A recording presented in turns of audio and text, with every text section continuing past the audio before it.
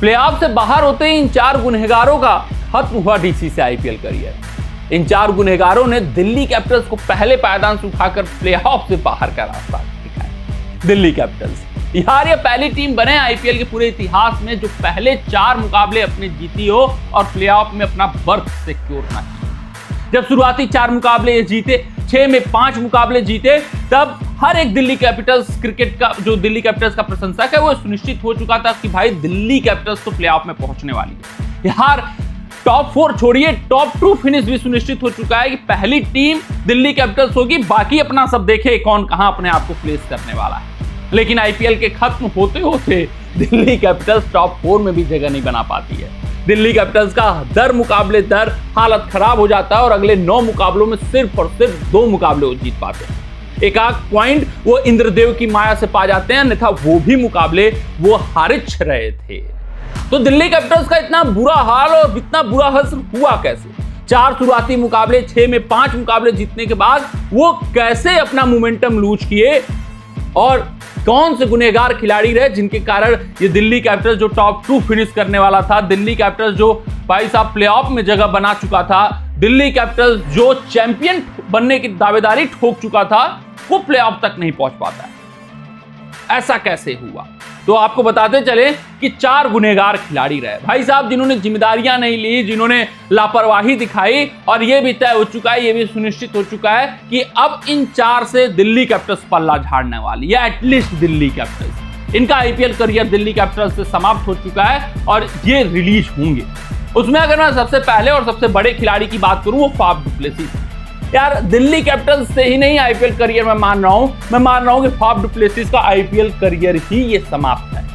अब वो नहीं खेलने वाले हैं आईपीएल में, ना ही कोई बोली लगाने वाला है फाफ डु प्लेसिस के ऊपर। उम्र हो चुकी है उनकी, विदेशी खिलाड़ी अंतरराष्ट्रीय क्रिकेट खेलते हैं नहीं, अब वो रिटायरमेंट का ऐलान कर देंगे। फाफ डु प्लेसिस भी समझ चुके हैं, बूझ चुके हैं, क्योंकि बतौर ओपनर बल्लेबाज अब आप चाहते हो कि ताबड़तोड़ अंदाज में कोई बल्लेबाजी कर पाए, एक ऐसा बल्लेबाज जो विस्फोट करे शुरुआती 6 ओवर में। अब वो डु प्लेसिस में बात नहीं रह गई है। हाँ, एक आध ओवर में वो टारगेट जरूर कर लेते हैं, लेकिन फिर उसके बाद उनका स्ट्राइक रेट वही 130 135 के इर्द गिर्द घूमता हुआ नजर आता है।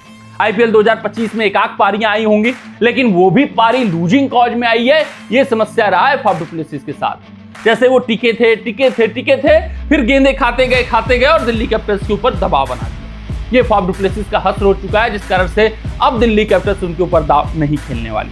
लीडरशिप रोल के लिए भी रखा गया था कि अक्षर पटेल का मदद करेंगे, लेकिन जब 4 शुरुआती मुकाबले जीतने के बाद आप स्लिप करते हैं, 9 में से सिर्फ 2 जीतते हैं, तो वहां पर भी सवाल उठते हैं कि आखिरकार आप अक्षर पटेल का क्या कुछ सहयोग कर रहे थे। तो ये तय हो चुका है कि फाफ डु प्लेसिस को अब दिल्ली कैपिटल्स रिलीज करेगी। इवन दिल्ली कैपिटल्स ही क्या, कोई भी आईपीएल फ्रेंचाइजी उनके ऊपर अब बोली लगाने से हिचकेगी, क्योंकि उम्र हो चुकी है ना। आप अंतरराष्ट्रीय क्रिकेट नहीं खेल रहे हो, अब वो आपके अंदर स्पार्क नहीं है। शुरुआती 6 ओवर में जो स्टार्ट चाहिए वो स्टार्ट नहीं दे सकते हो, तो जरूरत क्या है आपको खरीदने की। अगर मैं दूसरे खिलाड़ी की बात करूं, जेक फ्रेसन मैकगर्क, ये बड़े मिस रहे हैं, बड़े फ्लॉप खिलाड़ी रहे हैं इस संस्करण में। फ्लॉप इस वजह से यार, क्योंकि एक जोड़ी बनी थी, फाफ डु प्लेसिस, जेक फ्रेसन मैकगर्क ओपन करेंगे, डु प्लेसिस एंकरिंग की भूमिका में रहे में, जेक फ्रेसन मैकगर्क भाई साहब ताबड़तोड़ अंदाज में क्रिकेट खेलते हुए दिखेंगे। लेकिन मैकगर्क तो सुपर फ्लॉप खिलाड़ी रहे, फ्रॉड खिलाड़ी साबित हुए। रिटेन किया गया था जेक फ्रेसन मैकगर्क को, आप समझ सकते हैं, और बुरी तरीके से पिटे हैं जेक फ्रेसन मैकगर्क, धाराशायी हुए हैं। उनकी कमी और खामी हर एक फ्रेंचाइजी ने निकाली और इस संस्करण में दहाई भी पार करना मुश्किल हो रहा था जेक फ्रेसन मैकगर्क को। वहीं से सारी प्लानिंग ही चेंज हो गई भाई साहब, क्योंकि इनकी ओपनिंग जोड़ी तो ये थी फिक्स, राहुल को ये नंबर 4 पर खिलाने वाले थे। फिर मैकगर्क एक बार बाहर जाते हैं तो ये समझ नहीं पाते हैं कि किसको ओपन कराया जाए। डु प्लेसिस कुछ मुकाबले के लिए चोटिल हो जाते हैं, फिर पोरेल को लाते हैं, नायर को लाते हैं, शिफ्ट इतने हो जाते हैं ओपनिंग जोड़ीदारी में कि राहुल को ओपन कराना पड़ता है। तो वहीं पर सारी दुविधाएं शुरू हो जाती हैं कि कब किसको खिलाएं बतौर ओपनर, कब किसको मिडिल ऑर्डर में खिलाएं, राहुल का कहां जगह स्थान फिक्स करें, अब से पोरेल को क्या कुछ रोल क्लैरिटी दें। यानी मैकगर्क के बाहर होते ही कई खिलाड़ियों की रोल क्लैरिटी क्या होनी चाहिए ये नहीं तय हो पाया, जिस कारण से मोमेंटम में स्लिप आया है। तो मैकगर्क को रिलीज करने वाले हैं, किसी अच्छे खिलाड़ी पर दाव चलेंगे जो कंसिस्टेंटली स्कोर कर सके, जो लप्पा नहीं भाई साहब सॉलिड टेक्निक से बल्लेबाजी करता हो।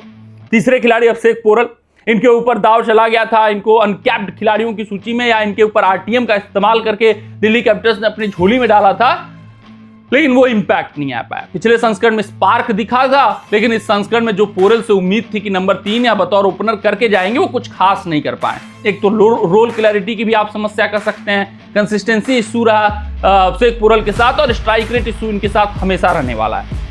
और इनको अब दिल्ली कैपिटल्स रिलीज करेगी कुछ अच्छे और धागड़ खिलाड़ी के ऊपर दाव चलने का प्रयास ऑप्शन टेबल पर एक करने वाले। चौथे खिलाड़ी में चली स्टार्क। आप कहोगे यार प्रदर्शन तो अच्छा रहा, इंपैक्ट तो अच्छा रहा, लेकिन अब मिचेल स्टार्क एक दो बार नहीं कई बार एक कारनामा कर चुके हैं कि बीच में दगा दे देते हैं।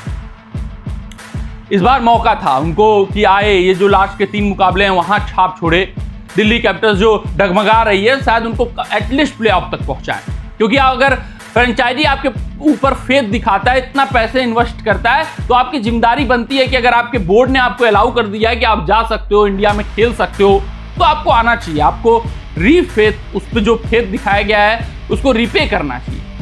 लेकिन मिचेल स्टार्क ने जिस तरीके का व्यवहार किया, उन्होंने जैसे अपना नाम वापस लिया होगा, वैसे डीसी मैनेजमेंट ने भी मूड बना लिया होगा कि भाई साहब क्या फर्क पड़ता है, आप प्रदर्शन दो ना दो, आप जैसे कई बहुतेरे मैच विनर खिलाड़ी गेंदबाज पड़े हुए हैं, हम उनके साथ जाएंगे, आपको रिलीज कर देंगे। तो मिचेल स्टार्क के व्यवहार के कारण रिलीज किया जा सकता है। अंत में जो दिल्ली कैपिटल्स 2 मुकाबले उनको जीतने ही थे एटलीस्ट वो नहीं जीत पाई है, तो उसका बड़ा कारण मिचेल स्टार्क ने, वहां पर भी रणनीतियों में बदलाव आया है। मुस्तफिजुर रहमान जैसे गेंदबाज से काम चलाना पड़ा है। स्टार्क वर्सेस मुस्तफिजुर करेंगे तो कहीं तुलना ही नहीं है। स्टार्क 1 ओवर में विपक्षी टीम के मैच विनर खिलाड़ी का विकेट ले लेंगे, फिर दिल्ली कैपिटल्स जीत जाएगी। ऐसा वो इस संस्करण में कर चुके हैं, लेकिन स्टार्क की अनुपस्थिति ने बहुत बड़ा लूप होल छोड़ दिया तेज गेंदबाजी विभाग में। एक बेबस तेज गेंदबाजी विभाग स्टार्क के एब्सेंस में दिखने लगी।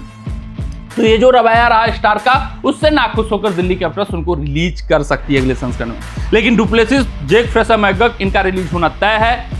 और मैं बात करूं तो उसमें अभिषेक पोरेल और मिचेल स्टार्क जैसे नाम भी शामिल हो सकते हैं। कमेंट सेक्शन में कमेंट करके बताइएगा कि आपकी राय क्या है, आप क्या सोचते हैं, आप क्या समझते हैं। मिलते हैं आपसे अगले रिपोर्ट में, तब तक अपना ध्यान दें, सुरक्षित रहें, स्वस्थ रहें, मस्त रहें। जय हिंद, जय भारत।